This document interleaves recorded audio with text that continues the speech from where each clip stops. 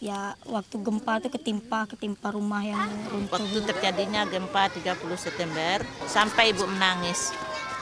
Di mana anak-anak SD 04 anak ibu belajar? Artinya, Pak, tolong Pak sedikit untuk buat belajar kami. Pas aku tidur hari gempa di kampung ini meminta aku lari keluar, ada pecah-pecahan runtuhan rumah itu.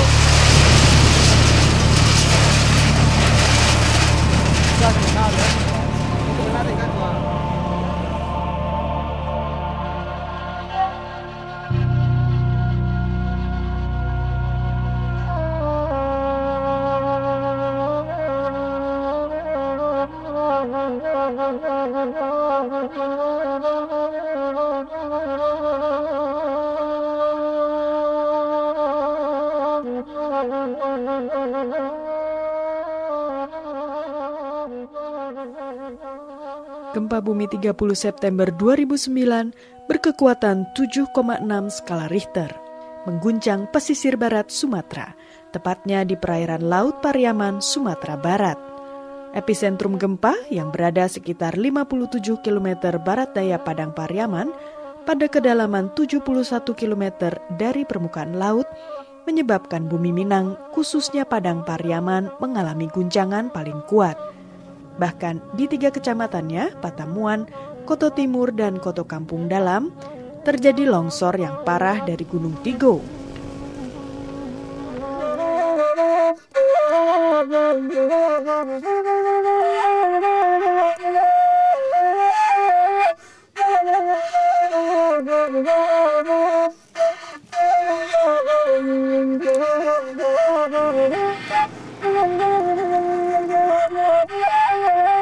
Pusat Kajian dan Perlindungan Anak PKPA, sebuah lembaga lokal yang berkedudukan di Medan, Sumatera Utara, lalu memfokuskan kegiatan unit PKPA Emergency Aid di wilayah bencana ini. Dari asesmen yang mereka lakukan di beberapa titik lokasi, segera dilakukan penanganan khusus penanggulangan bencana. Nah, dari situasi asas kami lakukan, terlihat bahwa memang program perlindungan untuk anak-anak dalam situasi emergensi masih perlu dilakukan oleh banyak pihak. Kami melihat hanya sedikit organisasi yang melakukan fokus pada perlindungan anak-anak, baik itu bidang pendidikan, kesehatan, masalah gizinya, masalah perlindungan dari penelantaran dan eksploitasi. Ya, mungkin emang bisa jelaskan di bagian kira-kira kegiatan apa yang masih perlu di sana yang perlu kita lakukan segera minggu ini. Dan kita juga masih ke teman-teman kapan kita mau lakukan pendistribusian. Kalau 2 hari lagi kita distribusi udah bisa diambil barang-barangnya? Udah bisa. Oke, berarti udah clear lah ini semuanya ya. Kalau sekolah kita nanti dengan kepala-kepala sekolah sudah dihubungi ya? Oke, berarti minggu ini udah bisa didistribusikan? Oke, aman. Asesmen kita ini konsentrasi di 4 kabupaten, jadi 4 kabupaten kota. Jadi pertama Kota Padang sendiri, kemudian Kabupaten Padang Pariaman, kemudian Kabupaten Agam dan Pasaman Barat. Itu yang menjadi konsen kita di awal. Nah, dari hasil asesmen yang kita lakukan ini, kemudian kita berdiskusi dengan tim kita dari PKPA untuk menentukan program-program cepat yang harus dilakukan untuk merecovery anak-anak yang pada saat itu ada di beberapa titik pengungsian. Nah, karena mandat PKPA adalah anak, maka kita lebih fokus bagaimana menyusun program yang bisa merecovery atau memulihkan anak-anak ini dan menghindarkan mereka dari eksploitasi yang akan merugikan anak itu sendiri baik dari secara fisik, mental, sosial maupun kesehatannya. Serta kemungkinan anak juga dipakai untuk melakukan eksploitasi ekonomi karena udah banyak terlihat anak-anak yang melakukan pengumpulan dana secara langsung di pinggir-pinggir jalan dan ini dibiarkan oleh orang tuanya dan dibiarkan oleh pemerintah. Nah, kami tidak menginginkan ini terus-menerus berlangsung. Anak-anak sebagai kaum lemah dengan kemampuan terbatas membela diri dalam situasi darurat kerap menjadi korban. Dieksploitasi adalah kemungkinan terburuk yang bisa terjadi, baik eksploitasi secara sosial, fisik, seksual, maupun ekonomi. Situasi itulah yang terlihat di berbagai sudut jalan di beberapa kecamatan tempat terjadinya gempa di Sumatera Barat. Rasa tak berdaya, trauma dan ketakutan, keterbatasan ketersediaan makanan dan kebutuhan pokok lainnya memicu puluhan anak turun ke jalan, menjajakan duka dengan menengadahkan tangan dan mengemis, meminta belas kasih orang-orang yang lewat. Entahkah itu karena paksaan atau bujukan orang-orang dewasa di sekitar mereka. Minta sumbangan sepertinya, Pak, tolong Pak sedikit untuk buat belanja kami. Biasanya dapat berapa? Dapat 30 sehari. Aku disuruh pemuda masyarakat di kampung ini sambil meminta duit untuk beli plastik, air, sperma. Itu gitu kan.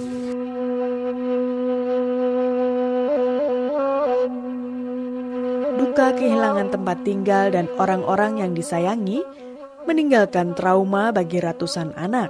Rasa takut menyita senyum dan tawa lepas saat bermain. Trauma psikologis memunculkan bayang-bayang gempa dan kekhawatiran terjadinya gempa susulan.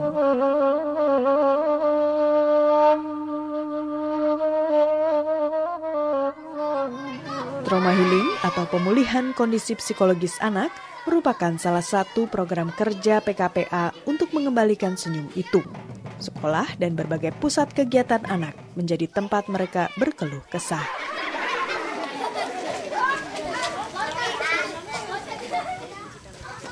Kalau untuk di awal kita asesmen kebutuhan itu physically ya, anak-anak itu fisiknya apakah ada yang cacat atau luka akibat gempa, terus keluarga-keluarganya ada enggak yang jadi korban gitu kan. Terus kita lihat juga awalnya itu anak-anak mereka ini menganggap kita sebagai orang asing. Terus kita coba mengadakan kegiatan pertama dengan bermain, bernyanyi. Setelah itu mulai ada rasa persahabatan dari mereka, kita asesmen lagi secara depth assessment ya, lebih dalam. Mereka tuh secara personal tuh ada perbedaan kebutuhannya masing-masing. Selang 5 bulan kami di sini, akhirnya ditemukan itu gejala-gejala perilaku anak yang ada yang mengarah ke juvenile delinquent, kenakalan remaja, terus ada drug abuse ya, terus ada juga pelaku kekerasan pada anak, buru anak gitu, terus ada juga yang penyimpangan seksual itu juga ada, terus kalau masalah trauma juga ada anak-anak yang kadang susah tidur.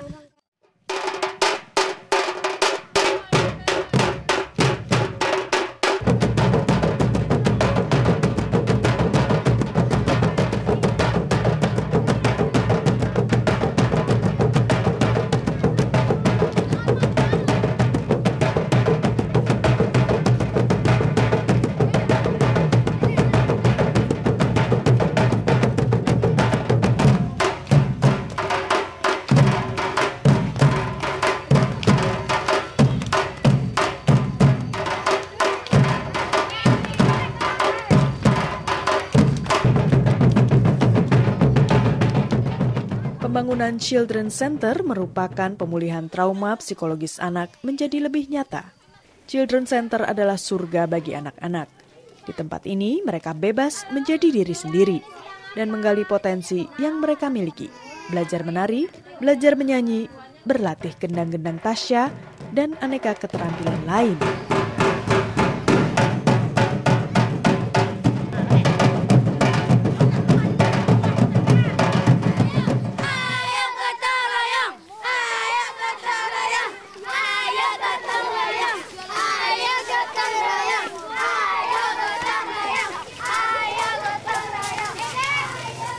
Aspirasi anak menjadi bagian penting yang tidak boleh diabaikan.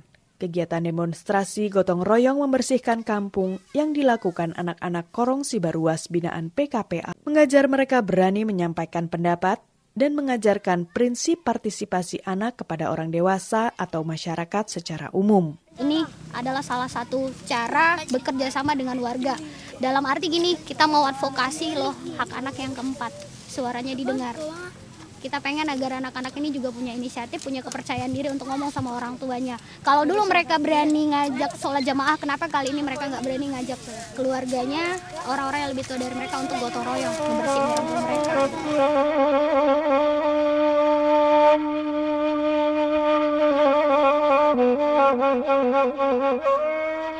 Selain pemulihan kondisi psikologis anak, kesehatan fisik dan pemenuhan gizi anak menjadi perhatian PKPA. Rusaknya sarana transportasi menyebabkan sulitnya akses makanan bergizi dan perlengkapan kesehatan. Penyakit kulit dan kekurangan gizi menjadi dampak turunan setiap bencana alam. Pemberian makanan tambahan dan hygiene promotion dilakukan agar anak-anak terhindar dari kekurangan gizi dan penyakit kulit. 4 tahun. Perhatian dari LSM lain seperti dari PKPA memberikan bantuan sumbangan seperti makan tambahan untuk biar posyandu kita lebih bagus lagi ya, lebih meningkat. Jadi mereka memberikan susu ibu hamil dan susu ibu menyusui. Tujuannya kan gizi ibunya meningkat bagus, nanti anaknya menyusui juga bagus, aslinya juga bagus. Kemudian kami sangat berterima kasih ya kepada PKPA yang sudah memperhatikan kondisi kami di desa yang secara kalau pas posyandu ini bayi dan balita juga terperhatikan.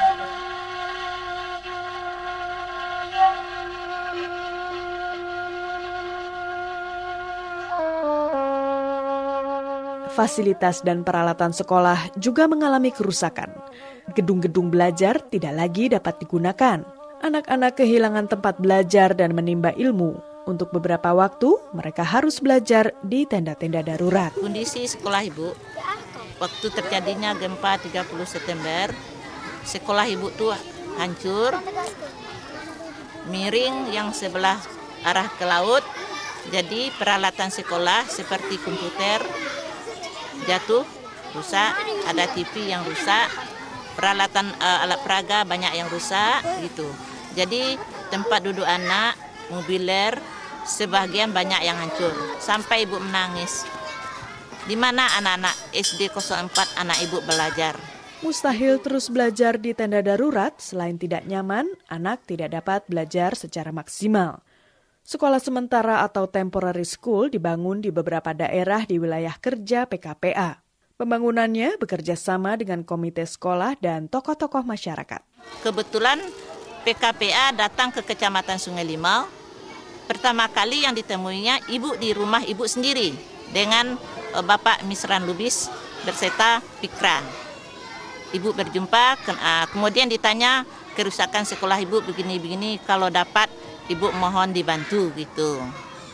Bantuan yang pertama kali yaitu seperti membawa anak-anak bermain untuk menganti trauma. Itu memberi makanan tambahan kepada anak SD 04. Kemudian memberikan lokal darurat untuk TK Bustanul Jannah yang dikasih 2 lokal, ibu jadikan 3 lokal. Alhamdulillah dengan bantuan PKPA anak ibu belajar dengan baik. Kita memprogramkan bagaimana adanya tempat sekolah sementara atau yang kita sebut dengan temporary school ya. Nah, temporary school ini kita bangun 20 unit ya, 20 unit itu tersebar di 3 kecamatan yang menjadi lokasi program kita. Itu di 5 Kota Timur, kemudian di Sungai Limau dan di Pasaman Barat. Nah, di samping kita membangun tempatnya atau tempat sementaranya agar lebih nyaman bagi anak-anak dengan konsep anak aman belajar, tenang, dan kemudian juga bangunannya lebih ramah anak-anak. Bola, kemudian anak-anak nanti apa lihat tadi itu kerjasamanya. Jadi satu tim itu harus ada kerjasama. Dapat bola opor kawan, yang sudah dapat bola itu kemana kita. Upaya untuk menghilangkan trauma anak sekaligus memicu aktivitas serta kreativitas anak. Pendidikan dan pelatihan sepak bola dilakukan secara serius. Layaknya pemain bola profesional, anak-anak desa ini larut berlari-lari mengejar bola tanpa lelah, seolah menemukan dunia baru mereka yang pernah hilang ditenggelamkan bencana waktu lalu. Ya waktu gempa itu ketimpa rumah yang runtuh itu. Banyak hilang. Bola, seragam. Mungkin kebetulan PKPA datang ke daerah kami, jadi PKPA melihat anak-anak ada latihan bola, jadi apa kira-kira yang bisa kami bantu, kata PKPA. Jadi kami dari PKPA mendapatkan suatu dorongan motivasi atau bantuan berupa sarana dan prasarana alat olahraga. Dapat 6 bola bisa belajar passing, belajar ngontrol, ya lebih enak. Anak-anak sangat bergimberi sekali, apalagi dilihatnya bolanya biasa orang itu latihannya 1, sekarang udah ada agak 6, jadi anak itu bergembira. Apalagi kemarin kami langsung saja bagikan anak-anak baju itu ke waktu latihan, jadi nampaknya bertambah semangat mereka latihan kayak gitu. Keterpisahan dari orang tua dan keluarga karena bencana alam bisa saja terjadi. Akibatnya, anak-anak mungkin menjadi korban eksploitasi dan trafficking. Karena itu, diperlukan upaya perlindungan anak. Di Sumatera Barat, bersama dengan UNICEF, Dinas Sosial Sumatera Barat, dan beberapa lembaga perlindungan anak lainnya, PKPA berkonsolidasi melakukan kegiatan perlindungan anak. Selain itu, PKPA mengadakan pemantauan khusus bagi anak-anak di panti asuhan dan pengungsian. Terbalik bang, terbalik. Balik. Nah, kegiatan perlindungan anak ini sifatnya lebih bagaimana memproteksi anak-anak dari berbagai kemungkinan situasi terburuk. Yang pertama eksploitasi, kedua kekerasan, lalu yang ketiga trafficking, dan yang keempat adalah keterpisahan. Nah, keterpisahan anak dari keluarga. Ini kita masuk di dalam yang namanya grup, ya, grup child protection. Nah, grup itu terdiri banyak lembaga, ada lembaga UN seperti UNICEF, dan kemudian juga ada UNOCHA masuk di situ. Hampir semua interagensi itu tergabung dalam ini, dalam grup ini. Masing-masing punya peran untuk memantau situasi di daerah masing-masing, lalu kemudian men-sharekan, dan kemungkinan juga terjadi tukar informasi. Mungkin ada anak dari daerah proyek di mana kita bekerja, seperti di Makoto Timur, dan anak itu ada misalnya di lokasi proyek interagensi yang lainnya, sehingga ini bisa saling mengkomunikasikan dan menghubungkan kembali anak-anak ini. Nah, advokasi kita di sini juga jalan. Kita advokasinya lebih bagaimana anak-anak tidak lagi dilibatkan dalam kegiatan pengemis di jalanan, ataupun anak-anak itu dijadikan dilibatkan untuk yang konstruksi, recovery ataupun pembersihan puing-puing, karena itu berbahaya bagi anak-anak.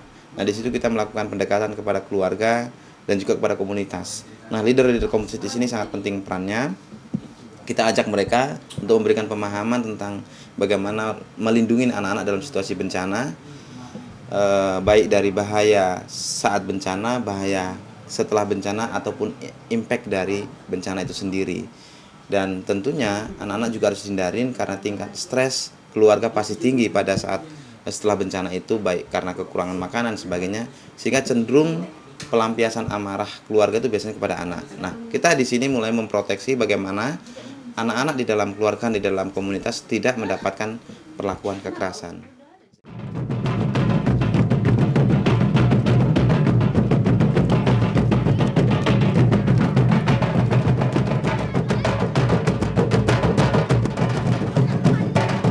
Itu yang namanya bantuan itu tidak ada yang puas kan, pasti ada yang kurang.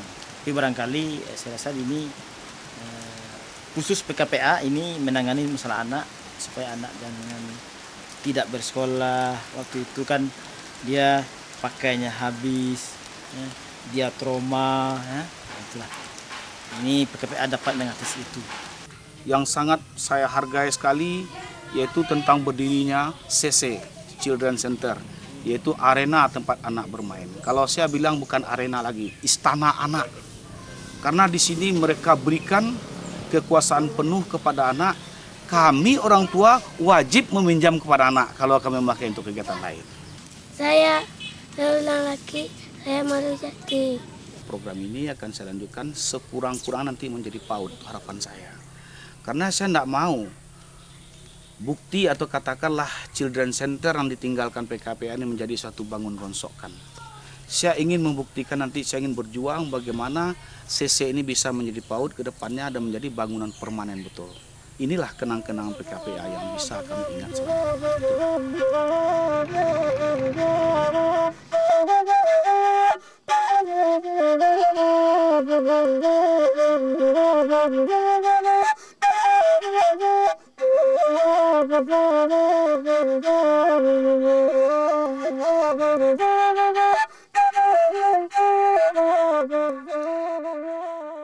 Meski tidak semua masalah perlindungan dan kesejahteraan anak di Sumatera Barat pasca gempa terselesaikan, PKPA telah berusaha melakukan yang terbaik bagi kepentingan anak.